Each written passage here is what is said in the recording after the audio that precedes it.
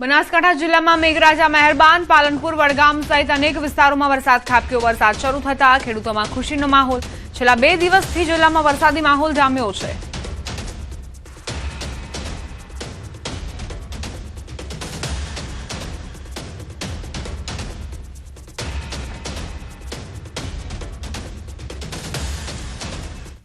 હવે આગળ વાત જંગલ જમીન અને વિવાદની।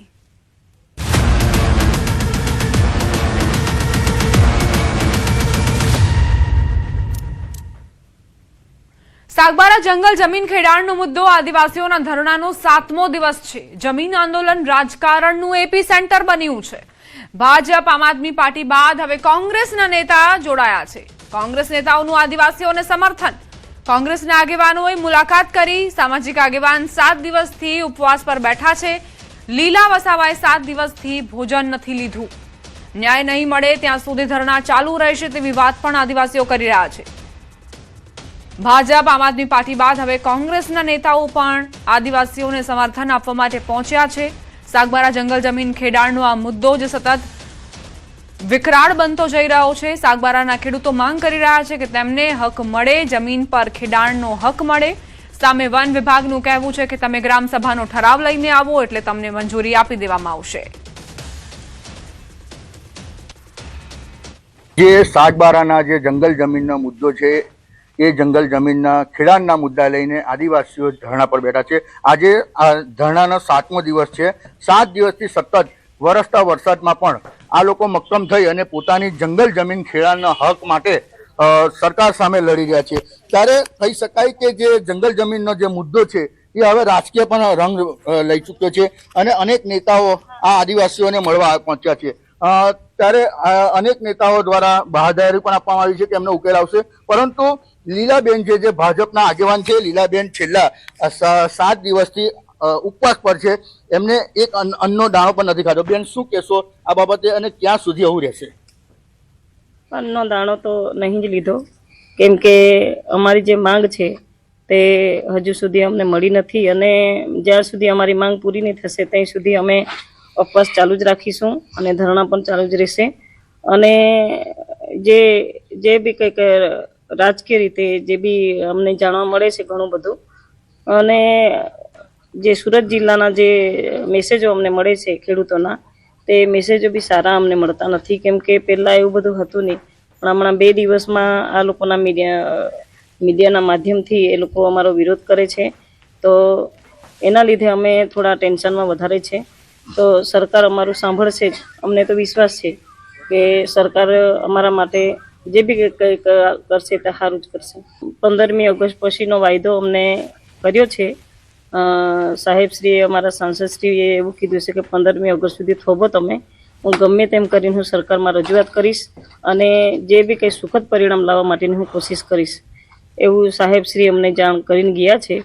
પણ આજની તારીખમાં કોંગ્રેસના જે તુષારભાઈ ચૌધરી સાહેબ અને અનંત પટેલ સાહેબ અને એ લોકો જે બી કંઈક આગેવાનો, અન્ય કોંગ્રેસ પાર્ટીના જે આગેવાનો આવી રહેલા છે તે અમારા સમર્થનમાં જ આવે છે અને અમને એવું લાગે છે ત્યાં સુધી એ પણ અમારા સમર્થનમાં હશે। જ્યાં સુધી અમને સરકાર ઉકેલ નહીં આપશે, જ્યાં સુધી અમારા હક અધિકાર નહીં આપશે અને અમને લેખિત હુકમ નહીં આપશે, અમારી ખેતી ખેડવા માટેનું અમને હુકમ નહીં આપશે, ત્યાં સુધી અમે ધરણા રાખીશું। બિલકુલ, આ હતા જે લીલાબેન જે વસાવા છે, જેઓએ શરૂઆતથી આદિવાસીઓના પડખે રહી અને એમને ખેડૂતોને જંગલ જમીનનો ન્યાય અપાવવા માટે ધરણા પર બેઠા। આજે 7મો દિવસે પણ એમને અન્નનો એક પણ દાણો નથી લીધો। ત્યારે કહી શકાય કે જે ધરણા જે આદિવાસીઓના છે હવે રાજકીય રંગ પણ પકડી રહ્યો છે। ભાજપના જ નેતાઓ ભાજપના સામે મનસુખ વસાવા પણ લડી રહ્યા છે, આપના નેતાઓ આવે છે, આજે કોંગ્રેસના નેતાઓ પણ આવી રહ્યા છે, પરંતુ સરકાર એનો ઉકેલ નથી લાવતી। હવે જોવાનું રહ્યું છે કે જો આટલા બધા નેતાઓ આ આદિવાસીઓના પડખે અને સમર્થનમાં આવતા હોય તો એમનો ઉકેલ ક્યારે આવે છે। દીપક પટેલ, ન્યૂઝ 18 ગુજરાતી, નર્મદા। બનાસકાંઠા વડગામમાં મનરેગા શ્રમિકોનો પગાર ન ચૂકવાતા મહિલાઓનો હોબાળો। ધારાસભ્ય જિગ્નેશ મેવાણી અને શ્રમિકો તાલુકા વિકાસ અધિકારીને રજૂઆત કરવા પહોંચ્યા। શ્રમિકોના 4 મહિનાનો પગાર ન ચૂકવાતા વડગામ તાલુકા પંચાયત ખાતે હોબાળો થયો। વિવિધ માંગણીઓને લઈને ધારાસભ્ય જિગ્નેશ મેવાણી અને શ્રમિકો તાલુકા વિકાસ અધિકારીને રજૂઆત કરી। શ્રમિકોને નિયમિત પગાર ચૂકવવામાં આવે તેવી માંગ ઉઠાવાઈ છે।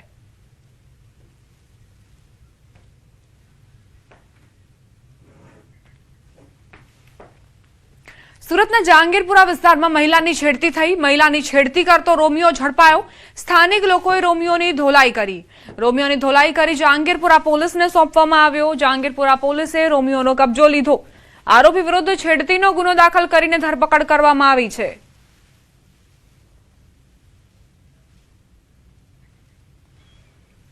સુરતની આ ઘટના છે. મહિલાની છેડતી કરનાર રોમિયો ઝડપાયો છે. તેને બરાબરનો મેથીપાક ચખાડવામાં આવ્યો. સ્થાનિક લોકોએ રોમિયોની ધોલાઈ કરી હતી. આ દરમિયાન એક વિડીયો પણ બનાવવામાં આવ્યો છે જે અત્યારે સોશિયલ મીડિયા પર વાયરલ થઈ રહ્યો છે.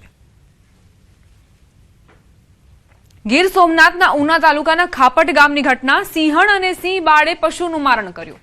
કેનાલ પાસે આવેલા ખેતરમાં ધોળા દિવસે સિંહણ અને સિંહ બાળે પશુનું મારણ કરતા ખેડૂતોમાં ચિંતા ફેલાઈ. ખાપટ ગામમાં અવારનવાર સિંહોના ધામા જોવા મળતા હોવાથી ખેડૂતો અને સ્થાનિકોમાં ભયનો માહોલ જોવા મળી રહ્યો છે. ખેતરોમાં સિંહોની અવરજવર વધતા ખેડૂતોને પોતાની અને પશુધનની સુરક્ષાની ચિંતા સતાવી રહી છે. હવે વન વિભાગ દ્વારા સિંહોની અવરજવર પર નજર રાખીને જરૂરી કાર્યવાહી કરવામાં આવે તેવી ખેડૂતોએ માંગ કરી.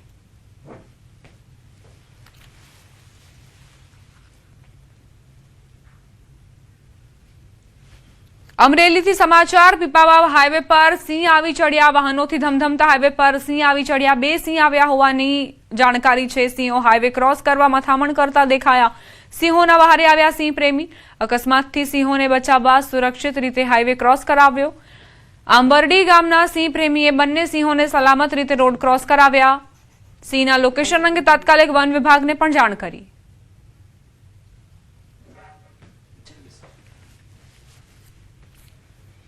ગીર સોમનાથથી સમાચાર. કાણખિયા ગામે ખૂનખાર દીપડો પાંજરે પુરાયો. વન વિભાગે દીપડાને પાંજરે કેદ કર્યો. વાડી વિસ્તારમાંથી દીપડો પાંજરે પુરાયો. દીપડાને વધુ તપાસ અને આરોગ્ય નિરીક્ષણ માટે જસાધાર એનિમલ કેર સેન્ટર ખસેડાયો. દીપડો પકડાતા ગ્રામજનોએ રાહતનો શ્વાસ લીધો છે.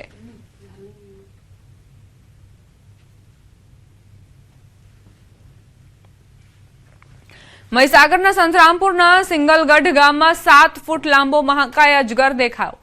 ખેડૂતના ઘર પાસે અજગર દેખાતા સ્થાનિકોમાં ભય વ્યાપ્યો. ખેડૂતની જાણ બાદ વન વિભાગની ટીમ ઘટના સ્થળે પહોંચી. એનિમલ હેલ્પ ચેરિટેબલ ટ્રસ્ટની ટીમે અજગરનું રેસ્ક્યુ કર્યું. અજગરને સુરક્ષિત રીતે જંગલ વિસ્તારમાં મુક્ત કર્યો. અજગરને જોવા માટે સ્થાનિકોમાં પણ ભારે ઉત્સુકતા જોવા મળી.